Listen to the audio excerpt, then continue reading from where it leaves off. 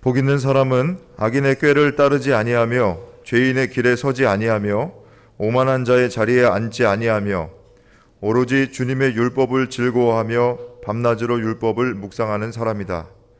그는 시냇가에 심은 나무가 철 따라 열매를 맺으며 그 잎이 시들지 아니함 같으니 하는 일마다 잘 될 것이다. 그러나 악인은 그렇지 않으니 한낮 바람에 흩날리는 쭉정이와 같다.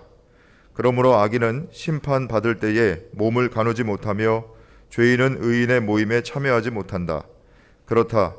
의인의 길은 주님께서 인정하시지만 악인의 길은 망할 것이다. 아멘.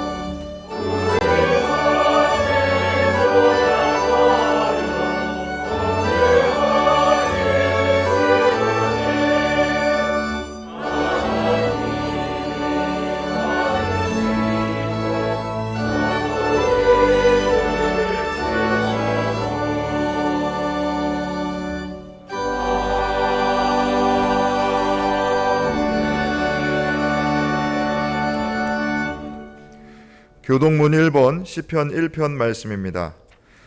복 있는 사람은 악인들의 꾀를 따르지 아니하며 죄인들의 길에 서지 아니하며 오직 여호와의 율법을 즐거워하여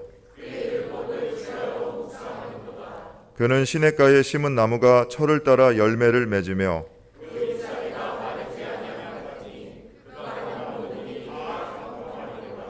악인들은 그렇지 아니하며 그러므로 악인들은 심판을 견디지 못하며 무릇 의인들의 길은 여호와께서 인정하시나 악인들의 길은 망하리로다. 아멘. 하나님은 동요하는 마음으로 나오는 사람들을 물리치지 않으십니다. 이제 우리들의 죄를 뉘우치고 고백합시다.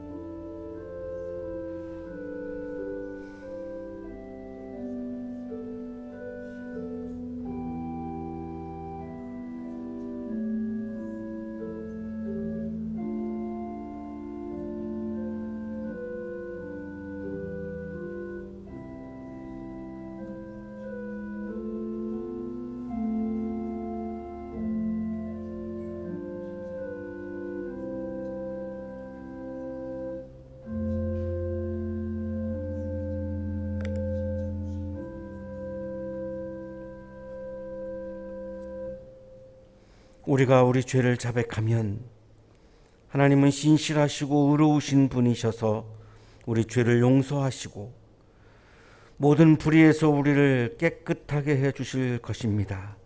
아멘.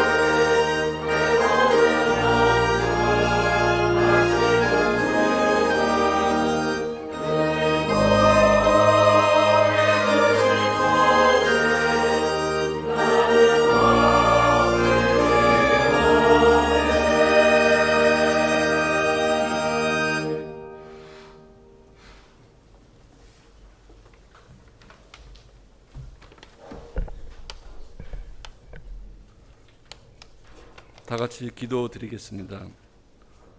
오늘 거룩한 주일 하나님 앞에 예배드리고 은혜 받게 하심을 진심으로 감사드립니다. 지난달 매서웠던 태풍들과 무더웠던 여름은 지나가고 높고 푸른 하늘, 시원한 바람, 풍성한 열매들과 함께 변함없이 이 가을을 우리에게 주시는 하나님께 감사드립니다. 이 최고의 환경에서 드리는 오늘 예배도 하나님께서 최고의 영광을 받으시고 저희들에게는 최고의 은혜 받는 시간이 되게 해주시기를 기도드립니다. 10월의 둘째 주일을 보내며 주님 앞에 기도합니다. 늘 게으르지 않고 열심을 품어 주님을 섬기는 후회 없는 날을 보내게 하여 주시옵소서. 오늘도 저희의 마음속에 변함없는 주의 사랑을 경험하게 하시며 이 감격을 간직하고 신령과 진정으로 예배드리게 하시옵소서. 이 시간 주님 앞에 고백합니다. 첫째가 되고자 하면 무사람의 끝이 되며 무사람을 섬기는 자가 되어야 하리라 하고 가르치시지만 우리는 우리가 속한 사회, 직장, 가정에서 남을 섬기기보다는 실상 나만의 이익을 추구하는 나약하고 이기적인 인간임을 고백합니다. 십자가를 지신 주님의 사랑도 하늘보다 더 높고 바다보다 더 깊은데 어찌 우리는 남을 사랑하기보다는 시기하는 때가 더 많았고 찬사보다는 비방을 더 많이 하는 것이 저희의 참모습이라 생각하니 부끄럽기 그지 없습니다. 주여 용서해 주시고 무사람을 섬기는 온전한 사람이 되게 하여 주옵소서. 믿음이 적은 저희들에게 참 믿음을 주시기를 원합니다. 말씀 위에 굳게 세워주시고 믿음을 온전케 하시는 분인 주님을 바라보게 하옵소서. 여호수아와 같이 항상 큰 믿음을 구하게 하시고 하나님을 온전히 믿는 믿음을 통하여 응답받는 복된 주의 백성으로 삼아주시기를 원합니다. 사랑의 주님, 이제 금년도 3개월 채 남지 않았고 또 한 해를 마무리하게 하는 시기가 돌아옵니다. 2022년 새해를 맞을 때 올해는 좀 더 매사에 감사하는 삶을 살아보겠다고 다짐하였지만 아직도 마음속 깊이 감사를 느끼는 참선도의 모습으로 바뀌지도 못하고 있습니다. 저희들 자신을 돌아보니 실속 없는 입만 무성하였을 뿐 열매 맺는 것이 별로 없었나이다. 남은 3개월도 열매 없는 무화과 나무처럼 입만 무성한 생활이 되지 않게 하시옵고 주님께 한 광줄이 가득 담아 드릴 수 있는 열매 맺는 신앙생활이 되게 인도하여 주시옵소서. 주님, 지금은 우리가 살고 있는 지구촌은 과거에 전혀 예상치 못한 일들이 발생이 되고 있어 많은 사람들이 불안해하고 한시도 마음을 놓을 수 없습니다. 지긋지긋했던 팬데믹이 지나가는 환경에서 연이어 터지는 러시아와 우크라이나 침공과 그에 따른 후진국들의 식량 기근, 금리 인상 등의 경제적 이슈와 연계되어 발생되는 우리 이웃들의 극진한 금전적 고통, 미중 간뿐만 아니라 우리나라 여야 간의 정치적 충돌, 경제, 사회, 환경의 문제들이 있습니다. 이러한 어려운 환경들은 우리가 우리의 죄를 고백하지 않고 물질 만능의 오만함과 우상 숭배로 인하였음을 인식하고 이를 깊이 반성합니다. 이로 인하여 우리 이웃들이 받는 아픈 고통을 불쌍히 여겨 위로하여 주시고 빨리 이런 수렁에서 벗어날 수 있게 하여 주시옵소서. 지금 가까이 우리가 속한 교회에서도 질병의 고통에 신음을 하는 성도들이 있사오니 우리 모두가 굳건한 믿음으로 병을 이기게 하여 주시옵소서. 우리 모두를 소망과 희망이 넘치는 하나님의 나라로 인도하시어 이러한 전쟁, 질병, 경제적 고통 등에서 벗어날 수 있도록 하여 주시기를 간절히 기도드리옵니다. 항상 우리 한양대학교회의 성도들로 믿음과 신실함을 일깨워 주시는 이천지 목사님, 오늘 귀한 말씀을 듣고 당위에 서실 때 하나님 함께 하셔서 세상에서 시달리고 지친 저희들이 오늘의 말씀 속에서 새로운 힘과 용기를 얻고 돌아가는 귀한 시간 되게 하옵소서. 오늘도 교회에서 우리에게 성스러운 찬양으로 우리에게 기쁨을 전해주는 카로스 성가대와 모든 봉사하는 손길마다 위로와 평강의 하나님이 함께 하시기를 원하고 바라오며 오늘의 모든 예배를 주님께 드립니다.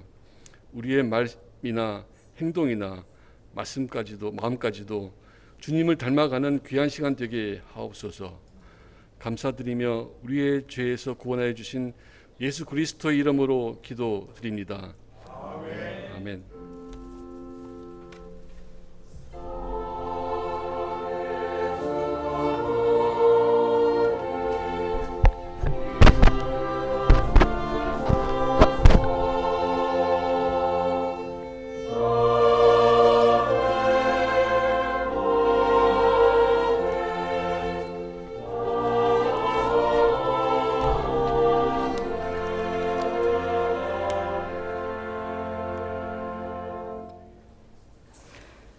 야고보서 3장 13절에서 18절까지 말씀입니다. 여러분 가운데서 지혜 있고 이해력이 있는 사람이 누구입니까? 그러한 사람은 착한 행동을 하여 그의 행실을 나타내 보이십시오. 그 일은 지혜에서 오는 온유함으로 행하는 것이어야 할 것입니다. 여러분의 마음속에 지독한 시기심과 경쟁심이 있으면 자랑하지 말고 진리를 거슬러 속이지 마십시오. 이러한 지혜는 위에서 내려온 것이 아니라 땅에 속한 것이고 육신에 속한 것이고 악마에게 속한 것입니다. 시기심과 경쟁심이 있는 곳에는 혼란과 온갖 악한 행위가 있습니다. 그러나 위에서 오는 지혜는 순결하고 다음으로 평화스럽고 친절하고 온순하고 자비와 선한 열매가 풍성하고 편견과 위선이 없습니다. 정의의 열매는 평화를 이루는 사람들이 평화를 위하여 그 씨를 뿌려서 거두어들이는 열매입니다. 서신서의 말씀입니다. 감사합니다.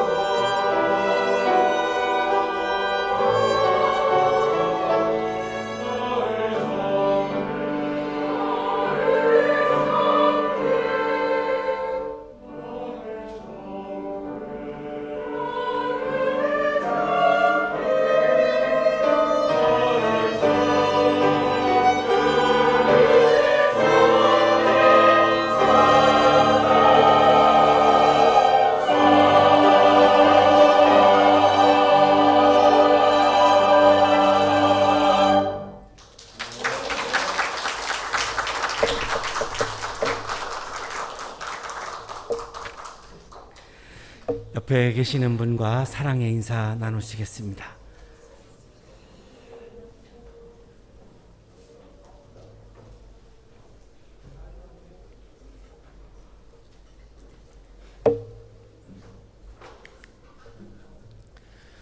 고대 그리스인들은 지혜를 사랑하고 또 지혜를 얻기 위해서 굉장히 부단히 노력을 했던 그런 사람들입니다. 지혜에 대한 사랑을 그리스어로 필로소피아라고 부르는데요. 여기에서 필라소피라고 하는 철학이라고 하는 용어가 나왔으니까 이 지혜에 대한 사랑을 하나의 학문으로까지 그렇게 발전시킬 정도로 지혜를 소중하게 여기고 지혜를 얻기 위해서 굉장히 많은 노력을 했던 사람들입니다. 근데 이 그리스인들은 이 지혜라는 단어를 굉장히 아주 다양하게 사용을 했습니다. 이렇게 간단하지가 않습니다. 매우 복잡한 과정을 가지고 있는데요. 초기에는 기술의 탁월성이라고 이해했습니다. 이 전문적인 어떤 기술을 가지고 있는 것, 전문적 기술, 이거를 지혜라고 보았고, 근데 이 전문적인 기술은 인간이 창조했다기보다는 신이 내려준 선물이다, 이렇게 이해했습니다. 그래서 각 전문 분야에 아주 탁월한 기술을 가지고 있는 이런 기술의 탁월성을 지혜라고 그렇게 이해를 했습니다. 후기에 가면 이거를 이제 요즘으로 말하면 뭐 테크놀로지, 이 기술로부터 지식으로 이제 확대되어 갑니다. 그래서 이 소피스트들은 아예 그냥 지혜를 지식으로 그렇게 이해를 이렇게 했고요. 독특하게 소크라테스는 또 입장이 달랐습니다. 단순한 그런 지식을 지혜로 이해하지 않았고, 내가 아무것도 모르는 것을 알게 되는 것, 그것을 깨닫는 것, 그것을 이제 지혜라고 여겼고, 그리고 이 지혜를 구하기 위해서는 신과 소통하지 않고서는 지혜를 얻을 수 없다를 매우 강조합니다. 그러니까 소크라테스는 지혜는 인간의 영역에 있는 것이 아니고 신의 영역에 있는 것이다. 신이 우리들에게 선물로 주셔야지 우리가 얻을 수 있지, 내가 만들어낼 수 있는 지혜는 아니다라고 하는 것을 굉장히 강조했는데, 지혜 연구의 아주 세계적인 권위자입니다. 트레버 커노라고 하는 철학자가 이렇게 이야기를 합니다. 자신이 지혜롭지 않다고 생각했던 소크라테스는 주변의 사람들이 소크라테스한테 당신이야말로 이 세계에서 가장 지혜로운 사람입니다라고 막 극찬을 하니까 소크라테스가 지금 이야기를 하는 거죠. 나 자신은 지혜롭지 않다. 내 지혜는 아무것도 아니다. 이렇게 얘기하는 거죠. 만약 내가 가장 지혜로운 사람이라면 인간의 지혜란 그리 대단한 것이 아니며 신의 지혜에 비하면 보잘것없다는 뜻이다라고 결론 내렸다. 인간의 지혜를 구하기 위해서는 직간접적으로 신과 소통해야 한다는 뜻이다. 그래서 만나는 사람들과 대화할 때에 특히 이 강변 숲길을 걸으면서 대화를 많이 했고, 그것들이 그 대화록이 책으로 나온 것들도 많이 있습니다. 이 대화록을 보면 계속해서 하는 얘기가 나는 지혜롭지 않다. 내가 지혜가 최고라면 인간의 지혜는 정말로 보잘것없는 거에 불과하다.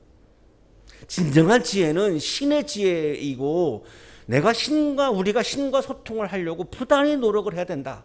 그래야만 신으로부터 우리가 지혜를 선물로 받을 수 있다라고 하는 것이 소크라테스의 굉장히 강한 그런 주장이었습니다.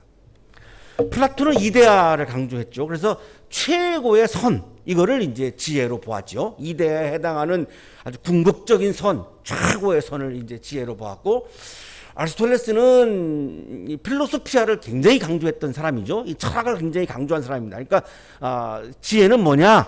철학이다. 하나의 아주 최고의 학문이다, 최고의 철학이다, 이렇게 이제 보는 것이 아리스토텔레스의 이제 지혜론입니다.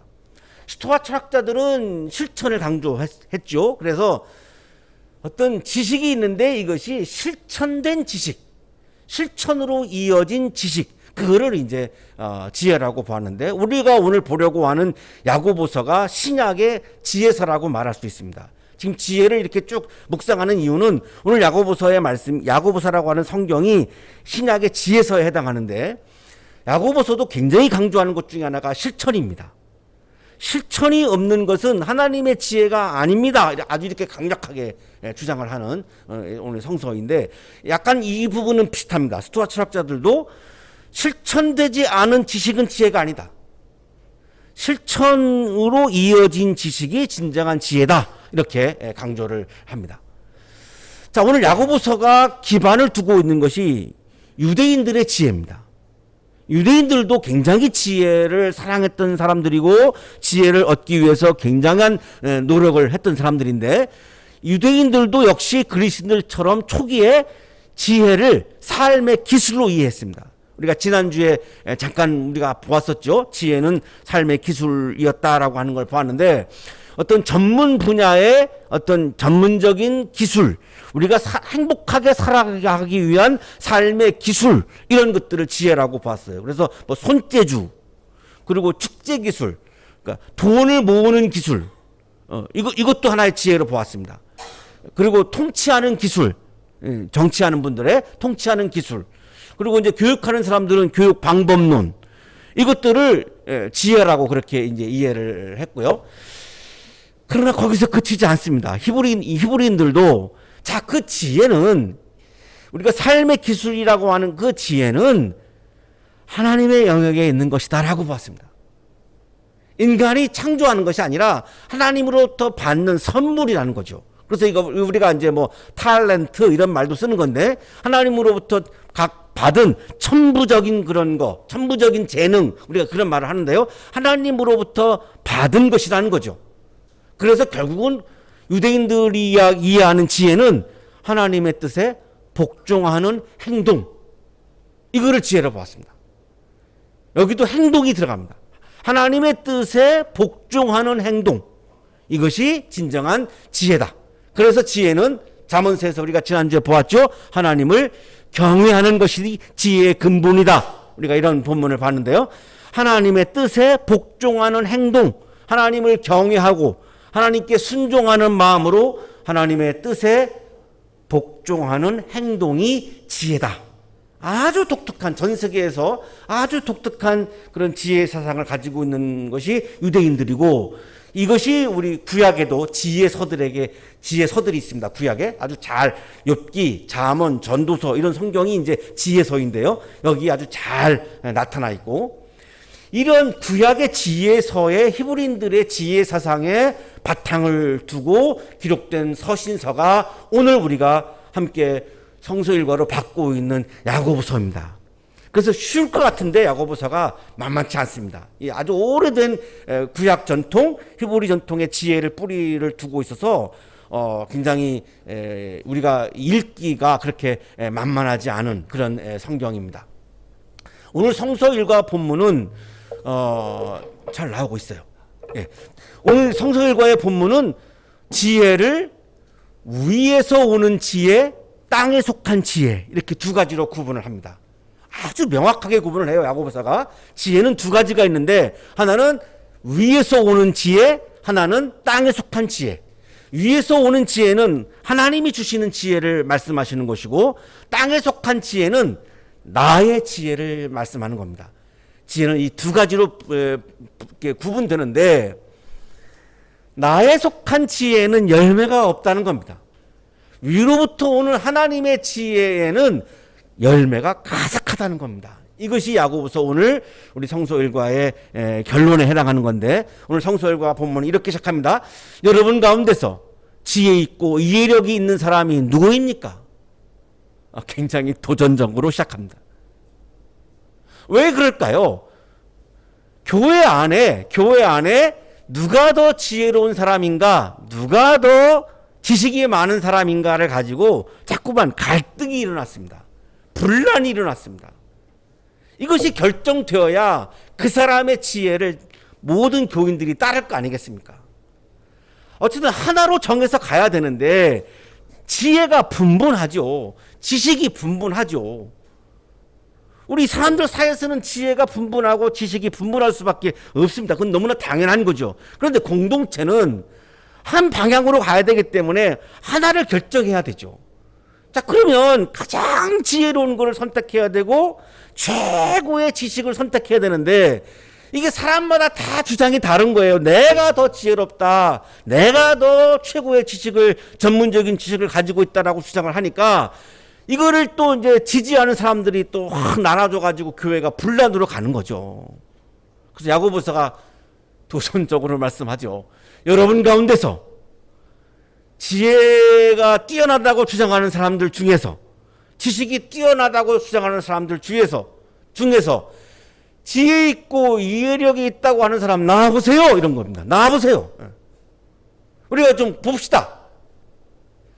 나와서 뭘 보느냐가 중요한데, 그러한 사람은 착한 행동을 통하여 그의 행실을 나타내 보십시오. 당신이 주장하는 지혜가, 당신이 주장하는 지식이 어떻게 실천으로 이어졌는지를 검증해서 보이시오. 실천된 것을 보고 우리는 판단하겠습니다. 말로만 하는 것은 소용이 없습니다. 아무리 당신이 뛰어난 지혜자라고 얘기하더라도, 당신이 최고의 지식인이라고 아무리 떠들어대도 당신 스스로 실천하지 못한 거라면 그거는 우리는 받아들일 수 없습니다. 굉장히 도전적이죠. 예. 그 일은 지혜에서 오는 온유함으로 행하는 것이어야 합니다. 우리가 보려고 하는 그 행동은 그냥 단순한 테크닉적인 그런 기술이 아니라 그 일은 지혜에서 오는 온유함으로 행하는 것이야 할 것입니다. 여기에 이제 하나님의 지혜를 이제 이미 암시하고 있는 겁니다. 여기 온유함이라고 하는 것은 그냥 이렇게 뭐 착하고 이렇게 굴복하는 것을 말하는 게 아닙니다. 여기서 말씀하시는 이 온유라고 하는 단어는 하나님의 말씀을 받아들이고, 하나님의, 이렇게까지 설명합니다. 하나님의 말씀에 설득당하고, 이런 표현을 씁니다. 주석가들이 하나님의 말씀에 설득당하는 것을 온유라고 표현합니다. 하나님의 말씀에 내가 설득당하지 아니하면 온유하지 않고, 이 반대는 뭐냐? 하나님의 말씀을 거부하는 교만함이다. 이렇게 해석합니다. 그러니까 우리가 성경 말씀을 딱 읽으면서 이것이 내게 설득당하지 아니하면 내가 아직 온유한 상태에 이르지 못했다고 보여지는 거죠. 자, 그래서 이제 이렇게 강조하는 거죠. 당신들이 검증하는 그 행동이 하나님의 지혜를 받아들이고 하나님의 지혜에 설득당한 것이 보겠다. 그게 아니고 그냥 인간적인 자기의 어떤 개인적인 주장이라면 이 공동체에서는 우리가 받아들일 수 없으니, 그거는 당신이 개인적으로 어떤 학파를 만들든지 어떤 단체를 만들든지 해서 하시고, 이 여기는 교회니까 여기는 하나님의 지혜가 우선돼야 되니까 하나님의 지혜에 설득당한 온유한 행동인지를 우리가 검증할 수 있도록 그거를 보여주십시오. 이런 말씀입니다. 그만큼 지혜를 놓고 교회 안에서 굉장히 갈등이 심했다라고 하는 것을 우리가 알 수 있고, 또 그것을 굉장히 보여주고 있는데요. 유대교에서는 랍비라고 하는 사람들의 위치는 굉장한 위치입니다. 부모님들은 부모님보다 선생님이 더 중요하다고 어릴 때부터 가르칩니다. 부모님의 말씀보다 선생님의 말씀이 더 우선돼야 한다. 부모님의 말씀과 선생님의 말씀이 엇갈리면 너는 부모님의 말씀이 아니라 선생님의 말씀을 따라야 한다. 이게 히브리 부모들이 아이들에게 가르치는 교육의 내용입니다.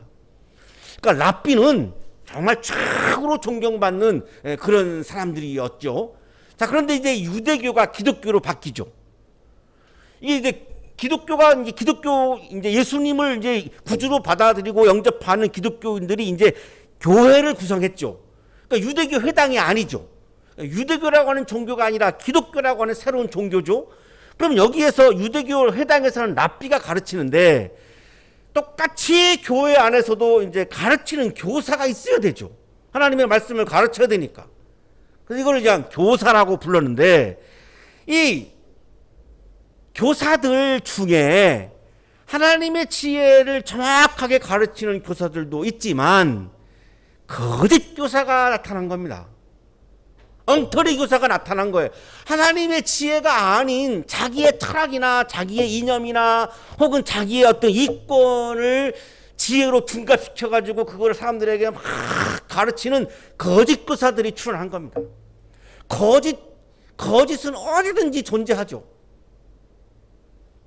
어느 분야에나 어느 전문 분야에나 진짜가 있고 거짓이 있죠. 하다못해 기름도 참기름이 있고 참기름이 아닌 것이 있고 진짜 참기름까지도 있는 거잖아요. 그 왜 우리가 그렇게 예민하냐면 어디든지 가짜가 있기 마련이거든요. 어디든지 그래요. 목회자도 진짜 목사가 있고 가짜 목사가 있어요. 저도 가짜 목사에 속하는지 모르겠는데 어쨌든 다 진짜가 있고 가짜가 존재하기 때문에 예민할 수밖에 없는 거예요, 사람들이. 그러니까 그 당시에 이 교회에서 교인들도 들어보니까 진짜 아닌 것 같거든요. 자꾸 막 가짜로 막 느껴지거든요. 그 사람들을 이제 거짓 교사라고 이제 보았는데 이 거짓 교사들은 굉장히 독선적이죠. 내 말만 진리야.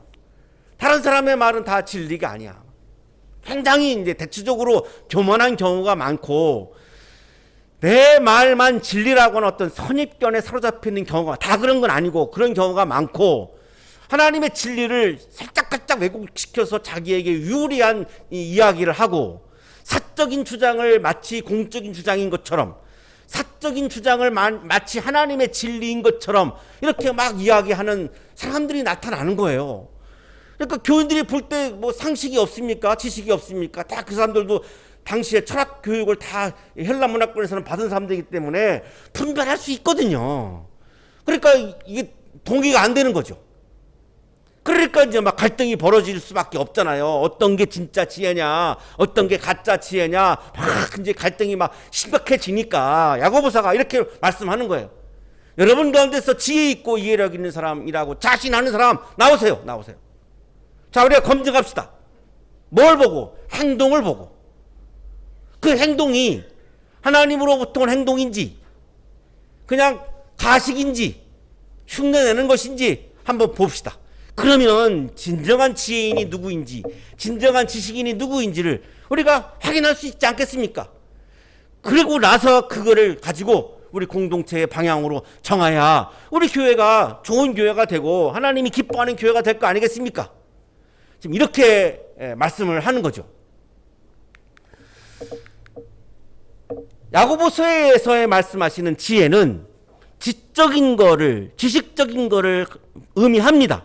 포함합니다. 이거 포함하지 않는다는 게 아닙니다. 그러나 행위까지도 포함하는 개념이 야고보서의 지혜라고 하는 단어입니다. 야고보서가 말씀하시는 지혜는 단순히 어떤 지식만을 포함하고 있는 것이 아니라 행위까지도 전제되어 있습니다. 포함하고 있습니다.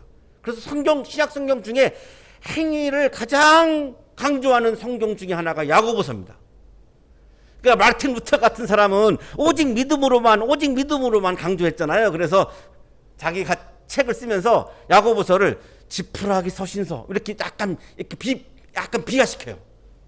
자기 입장하고 너무 다르니까 그럴 정도로 야고보서는 실천, 행동, 행위를 굉장히 강조한 그런 성경이고 우리가 공동서신서라고 그렇게 부르는데요. 자, 이제 땅에 속한 지혜, 진짜 하늘의 지혜가 아닌 거, 진짜 하나님으로부터 온 지혜가 아닌 거, 땅에 속하 있는 지혜를 말씀하시는데 대표적인 게 딱 두 가지입니다.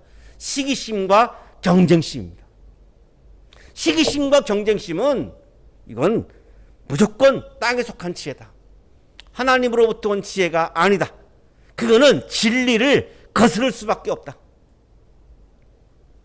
거짓 교사들이 주장하는 지혜는 땅에 속한 지혜였고 그들은 그들의 마음속에 지독한 시기심과 경쟁심을 가지고 있어서 교사들 중에서 10명이 있으면 내 지혜와 내 지식이 이게 진짜야 라고 말하면서 서로가 서로를 시기하고 질투하는 마음이 강했던 거죠. 그러니까 교인들이 보니까 그건 앞만 봐도 하나님으로부터 온 지혜가 아니라고 보이는 거죠. 여기 지독한 시기심이라고 하는 단어는 아리스토텔레스가 처음으로 썼던 용어입니다. 이 정치하는 사람들을 보니까 이 고정표를 만들기 위해서 정치하시는 분들이 당파를 만들고 자꾸 이 시민들을 이렇게 가르는 거를 보는 거예요. 아리스토텔레스가. 여기서 쓴 단어가 지독한 시기심이라고 하는 단어입니다.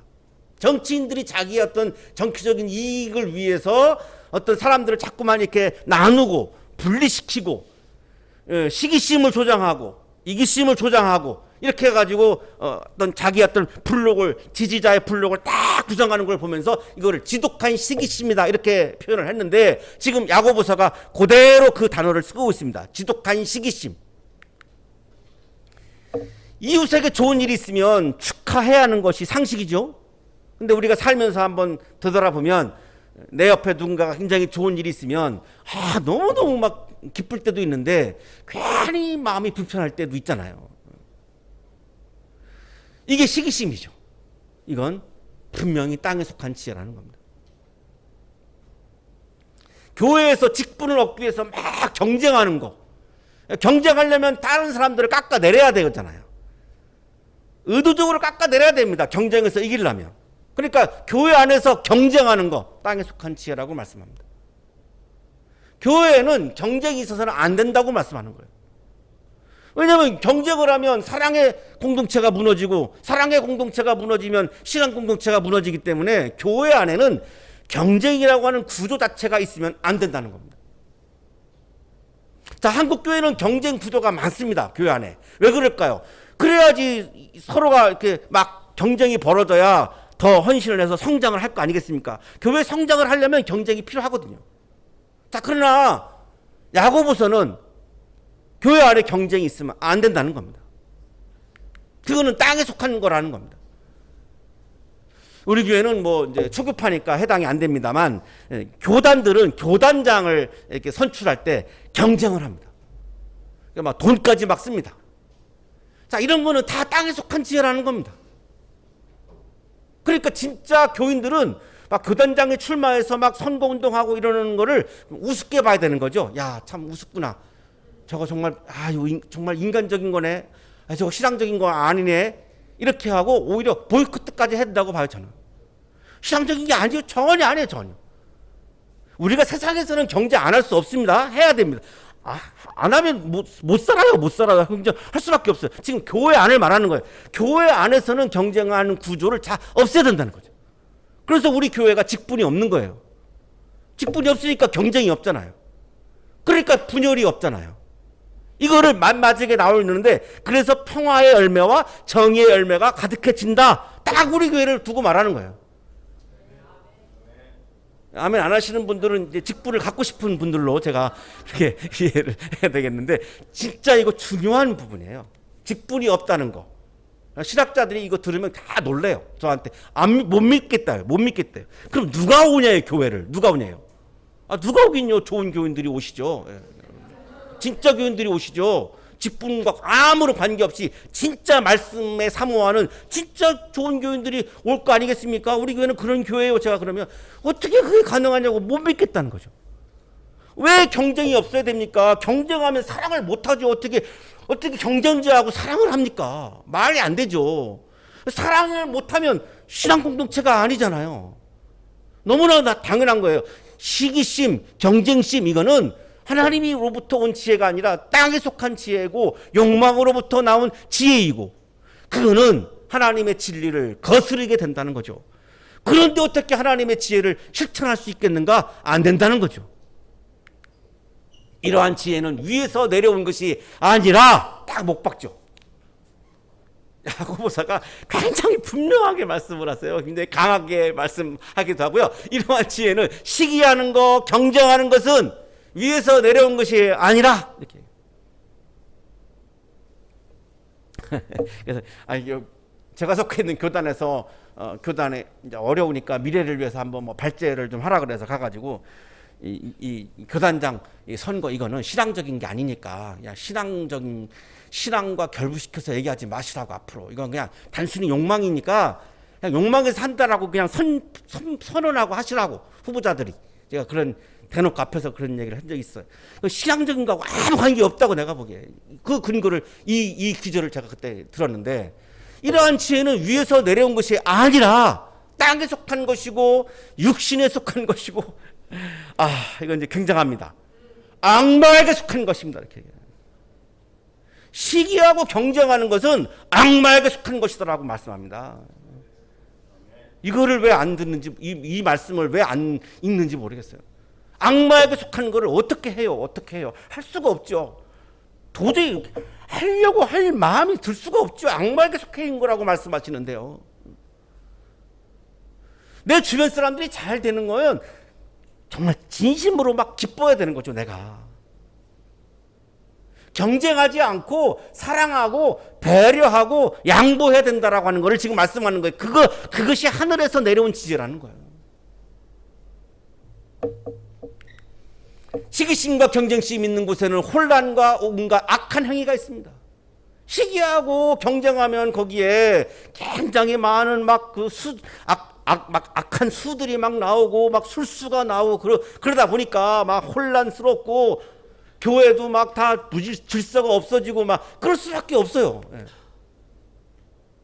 그거는 이웃사랑에 위배되는 거죠. 그게 어떻게 이웃사랑을 강조하시는 예수님의 계명에 일치합니까? 완전히 위배되는 거죠. 그리고 시기하는 사람들은, 경쟁하는 사람들은 공동체를 분열시키는 데까지 갑니다. 경쟁에서 내가 이기는 게 중요하니까요. 이기기 위해서는 공동체의 분열도 불사하죠. 자, 그 다음에 이제 위에서 오는 지혜를 말씀하는데요. 위에서 오는 지혜는 마치 예수님의 팔복처럼 8가지를 말씀하세요. 첫째, 위에서 오는 지혜를 어떻게 구분하느냐? 순결하다는 겁니다. 위에서 오는 지혜는 아주 순결하다는 거죠. 여기 이거 제2 용어, 예배 용어예요. 우리가 구약에서 제물 드릴 때에 정결한 동물만 제물로 드릴 수 있거든요. 정결하지 않은 거는 거절당합니다, 제사장들한테. 그러니까 우리가 예배 자리에 나올 때 정결한 마음으로 나와서 예배를 드려야 되는 거잖아요. 그래서 옷도 잘 갖추어 입고 아침에 목욕도 하시고 머리도 감고, 그런 이유가 이제 정결한 모습으로 하나님 앞에 나아간다라고 하는 상징인데, 여기 순결하다라고 하는 의미는 예배에 나갈 때 그 용어입니다. 예배 용어입니다. 깨끗한 거, 불순함이 없는 거, 어떤 불순한 의도를 가지고 있으면 그거는 하나님으로부터 온 지혜가 아닌 거죠. 그 다음 위에서 오는 지혜는 평화스럽다는 거죠. 평화라고 하는 것은 하나님과 인간의 관계, 사람과 사람 사이의 관계를 나타낼 때 사용하는 말입니다. 올바른 관계를 만드는 것이 하나님으로부터 온, 위로부터 온, 하나님으로부터 온 지혜입니다. 싸움을 일으킨다, 이거는 무조건 땅에 속한 지혜입니다. 내가 하는 말이, 내가 하는 행동이 내가 속해 있는 공동체에서 싸움을 일으킨다, 분열을 일으킨다, 이거는 무조건 땅에 속한 지혜입니다. 하늘로부터 온 지혜가 아닙니다. 그러면 내가 거기서 나와야지. 내가 그 안에 있으면서 내가 속해 있는 공동체를 내 이익 때문에 분열시켜버린다? 그게 어떻게 하늘에 속한 지혜겠습니까? 도저히 동의가 안 되면 나와야 되는 거지, 거기서 분열을 조장하면 안 되는 거죠. 위에서 오는 지혜는 친절하다는 겁니다. 여기 개역성경에서는 관용으로 번역했고, 영어 성서는 considerate, 배려하는 것으로 그렇게 번역을 하고 있는데요. 연민을 가지고 대하는 겁니다. 막 공식대로, 법대로 이런 게 아니라 굉장히 긍휼하게 여기고 연민을 가지고 대하는 거죠. 따라서 혐오하는 것은 위로부터 온 지혜가 아닙니다. 내 주변에 있는 사람을 어떤 거를 근거를 들어가지고 막 혐오하는 거는 위로부터 온 지혜가 아닙니다. 그리고 위로부터 온 지혜는 온순합니다. 아까 잠깐 온유 말씀드렸는데요. 여기 온순이라고 하는 거는 하나님께 복종하는 거를 말하는 겁니다. 성격이 착한 거를 말하는 게 아닙니다. 말씀을 내가 기쁘게 받아들이고 그 말씀에 내가 설득당하고 그 말씀을 기쁜 마음으로 실천하는 것을 의미합니다. 이게 온순한 겁니다. 오늘 야고보서의 말씀에 내가 설득당하고 있으시면 내가 온순한 상태이고, 지금 야고보서의 말씀에 내가 설득당하지 않고 있으면 온순하지 않다라고 보시면 되는 거죠. 설득당하지 않는 것은 거부하는 거니까요. 하나님의 지혜를 거부한다라고 하는 것은 교만한 거죠. 따라서 그거는 위로부터 온 지혜라고 볼 수가 없는 거죠. 하나님으로부터 온 지혜는 하나님의 뜻을 따르는 거죠. 위에서부터 오는 지혜는 자비롭습니다. 자비라고 하는 것은 고통당하는, 부당하게 고통당하는 사람들에 대해서 연민의 마음을 갖는 것을 말하는데, 하나님이 우리를 보는 마음입니다. 잊혀진 저는 죄인입니다. 제 안에 이기적인 마음도 있고 교만한 마음도 있고 안 좋은 것들이 있습니다. 그런데 하나님이 저를 봐주셔요. 불쌍하게 여기주셔요. 연민의 마음으로 보셔요. 그래, 그렇지, 안 되지. 그래도 너는 그거를 인정이라도 하지. 그러니까 그냥 설교 계속해. 이렇게 봐주는 거죠. 안 그러면 벌써 저를 끌어내셨죠. 네가 무슨 설교를 해. 이게 연민입니다. 하나님이 우리를 보시는 마음이에요. 우리가 사람을 대할 때 그렇게 보라는 거예요. 하나님이 나를 그렇게 봐주시니까 연민의 마음으로 보라는 거죠. 따뜻한 겁니다. 그러니까 차가운 거는 위로부터 온 지혜가 아닙니다. 위로부터 오는 지혜는 선한 열매가 풍성한 겁니다. 지혜로운 사람은 선한 열매가 가득합니다. 왜냐하면 실천이 있기 때문에, 행함이 있기 때문에, 행함이 있으면 반드시 열매가 있습니다. 실천이 없고 행함이 없는 것은 열매가 없습니다. 열매가 있을 수가 없지요. 실천해야 행함이 있어야 열매가 있는데, 여기 지금 위로부터 오는 지혜는 실천과 행함을 포함하고 있기 때문에 반드시 선한 열매가 열린다는 거죠. 여기서 말씀하시는 선한 열매는 나만을 위한 열매가 아니라 우리 모두를 위한, 공동체를 위한 풍성한 열매가 있다는 겁니다. 그리고 위에서 오는 지혜는 편견과 위선이 없다고 말씀하죠. 거짓이 없다는 건데, 편견이라고 하는 것은 나의 지혜로 모든 것을 판단하는 것을 의미하죠. 모든 사물과 모든 사건을 다 그냥 나의 지혜로만, 잣대로만 막 판단하는 거죠. 이게 편견이죠. 이거는 땅에 속한 지혜라는 거죠. 그 다음에 위선은 악한 것을 선하다고 포장하는 겁니다. 이게 거짓이죠. 이거 악이라고 그냥 내가 인정을 해야 되는데 이거 속이는 거죠. 이런 거는 위에서 오는 지혜가 아니라고 말씀하는 거죠. 나의 지혜의 한계를 인정하고 내 안에도 악한 부분이 있음을 인정하는 것이, 그것이 위로부터 온 지혜라는 겁니다. 마지막 위로부터 온 지혜는 정의의 열매가 열린다는 겁니다. 그럼 어떻게 해서 이 위로부터 오는 지혜가 정의의 열매를 거두느냐? 황현숙 성서 신학주석가가 설명을 참 잘해 주셔서 이걸 소개하는데요. 이분은 의롭게 산다라고 하는 거, 정의롭게 산다라고 하는 말은 하나님의 뜻이 담긴 계명인 사랑을 실천하라고 하는 의미다, 이렇게 해석합니다. 내가 정의롭게 산다는 말은 성경에서 말씀하는 겁니다. 디카오시네라고 하는 건데, 내가 성경에서 말씀하시는 정의라고 하는 개념은 성경이 말씀하시는 의로운 삶이라고 하는 의미는 내가 사랑을 따뜻하게, 사랑을 실천하며 살아가는 삶이 즉 정의로운 삶이다, 이렇게 해석합니다. 굉장히 좋은 해석이고요. 굉장히 정확한 해석이에요. 아레타라고 하는 그리스어도 이게 덕을 베푼다라고 하는 거를 정의를 그리스 철학에서도 덕을 베푸는 것이다, 그렇게 해석을 하거든요. 딱 맞아요. 예. 사랑을 실천하는 게 정의로운 것이다. 그러면 사랑을 실천하면 뭐가 이루어집니까? 평화가 이루어지죠. 사랑을 실천하는데 어떻게 싸움이 일어납니까? 평화가 이루어지죠. 자, 평화가 이루어지면, 평화의 씨앗을 심으면 그 평화의 나무에서 반드시 정의의 열매가 열린다는 겁니다.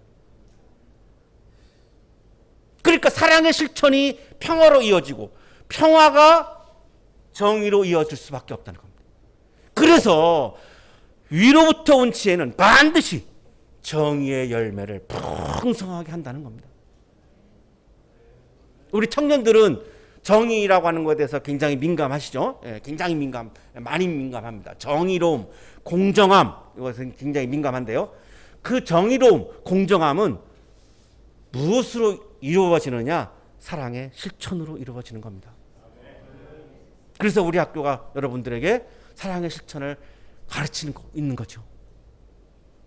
사랑하는 한약가족 여러분, 예수 그리스도를 믿는다라고 하는 것은 나만을 생각하는 이기심과 경쟁심을 절제하고, 완전히 없을 수가 없습니다. 우리 인간은 이기적인 마음이 왜 없겠습니까? 경쟁하는 마음이 왜 없겠습니까? 있죠. 우리 모두가 다 있습니다. 그러나 최대한 그거를 절제하고 위에서부터 오는, 하나님으로부터 오는 지혜, 하나님의 뜻을 따라서 살아가는 것, 그것이 예수 그리스도를 믿는다는 의미입니다. 그냥 입으로만 믿습니다는 예수님을 믿는다라고 보기 어렵습니다. 내가 살기 위해서 너를 죽이는 경쟁이 극단화되어 있는 차가운 세상에서 지금 우리가 살고 있습니다. 우리 청년들도 제일 힘들어하는 게 이 치열한 경쟁입니다. 너무너무 힘들어합니다. 거기서 벗어날 수가 없습니다. 그래서 우리에게 이 고통스러운 겁니다. 치열한 경쟁이 우리에게 고통을 주죠. 자, 이렇게 살아가고 있는 우리 인류에게 오늘 야고보서는 굉장히 중요한 지혜를 말씀하고 있는 겁니다. 사랑을 실천할 때에 평화가 이루어지고 평화가 이루어질 때에 정의 열매가 가득해서 정의로운 세상이 열려지고 이루어진다. 하나님의 지혜를 마음에 채우고 하나님의 지혜를 따르는 그런 삶을 우리가 함께 살아갈 때에 인류는 이 치열한 경쟁으로부터 오는 고통을 극복할 수가 있다. 보다 더 따뜻한 사회, 보다 더 따뜻한 세상, 우리가 따뜻한 숨을 쉬면서 살아갈 수 있는, 인간답게 살아갈 수 있는 세상을 이루어 나갈 수 있다. 그것은 하나님으로부터 오는 지혜를 우리가 마음에 채우고, 그래서 그것을 받아들이고 설득당해서 내가 오늘도 내 일상 속에서 성실하게 그 하나님의 지혜를 따라서 사랑을 실천하는 삶을 한 발자국 한 발자국 살아갈 때에 우리는 그 고통을 이겨내고 영적인 기쁨이 가득한 삶을 살아갈 수 있다. 이런 지혜를 우리 모든 인류에게 주고 계시는 그런 말씀입니다. 여러분 마음에 영적인 기쁨이 충만하시기를 간절히 축원합니다.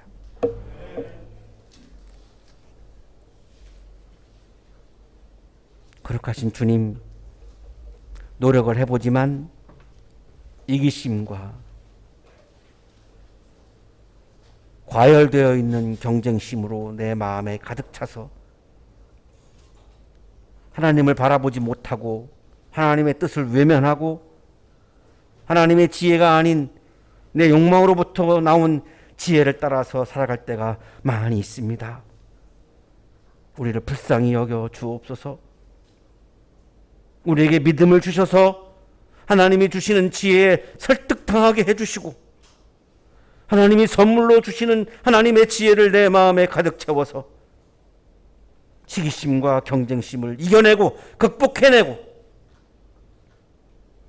오늘도 사랑을 실천하며 하나님의 지혜를 따라서 성실하게 살아가는 신앙인으로 복되게 살게 해 주옵소서.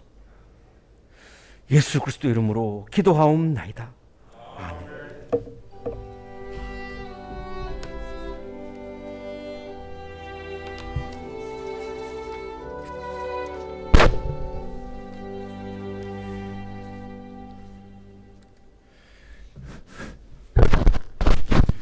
그의 소식 전해드리겠습니다. 오늘은 창조절 6째 주일입니다. 오늘도 믿음으로 함께 예배하시는 한양대학교의 모든 가족분들에게 주님의 은혜와 평강이 함께 하시기 바랍니다. 자, 오늘 주신 말씀 가지고 우리 옆에 계신 분들, 앞뒤에 계신 분들하고 인사 나누겠습니다. 우리 하나님의 지혜를 사모합시다. 이렇게 인사하겠습니다. 하나님의 지혜를 사모합시다. 네, 잘 나오셨습니다. 자, 다음 주일은 창조절 7째 주일입니다. 성서일과 본문 마가복음 9장 38절에서 41절까지 말씀입니다. 그리스도께 속한 사람이라는 제목으로 담임 목사님께서 다음 주에 설교해 주시겠습니다. 주중에 말씀 묵상해 주시기 바랍니다. 자, 오늘 예정되어 있던 정기기획위원회의는 다음에 모이도록 하겠습니다. 자, 예배 후에 12시 30분부터 우리 청년교회 모임 세미나실에서 진행합니다. 우리 식사 같이 나누시고 교제 함께 해주시기 바랍니다. 자, 10월 23일 남선교회 여선교회가 주관하는 북한상 산행이 기획되어 있습니다. 오후 3시에 준비되어 있는데 완만한 코스로 왕복 5km 정도 되는 구간입니다. 여러분 산행 같이 참여해 주시고 산행 후에는 이 미림산장에 모여서 저녁 식사 함께 할 예정입니다. 여러분 관심 가지고 가신 분들 함께 참여해 주시기 바랍니다. 문의사항 있으신 분들은 우리 총무로 수고하고 계신 황익진 성도님에게 문의해 주시기 바랍니다.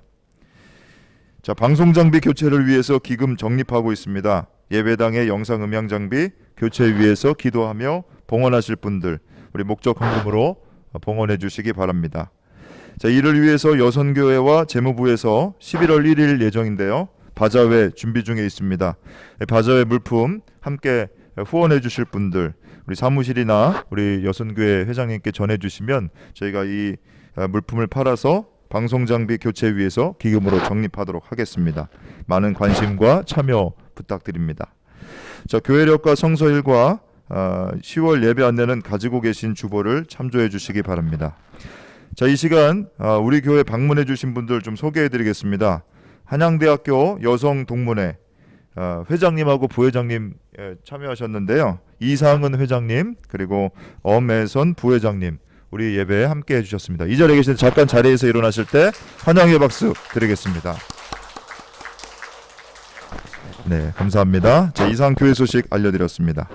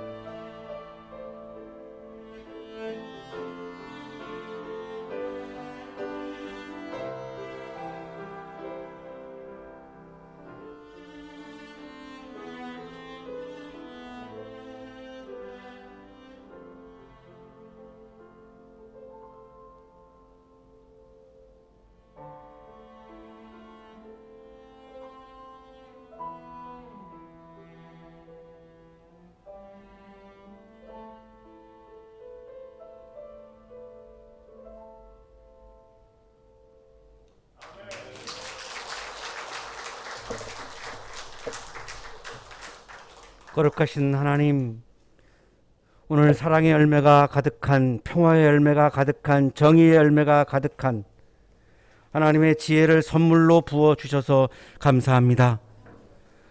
감사의 마음을 찬양과 예물에 담아 올려드리오니 기쁘게 받아주시고 찬양과 예물을 드리는 손길 위에 크신 은혜를 부어 주옵소서. 예수 그리스도 이름으로 기도하옵나이다. 아멘.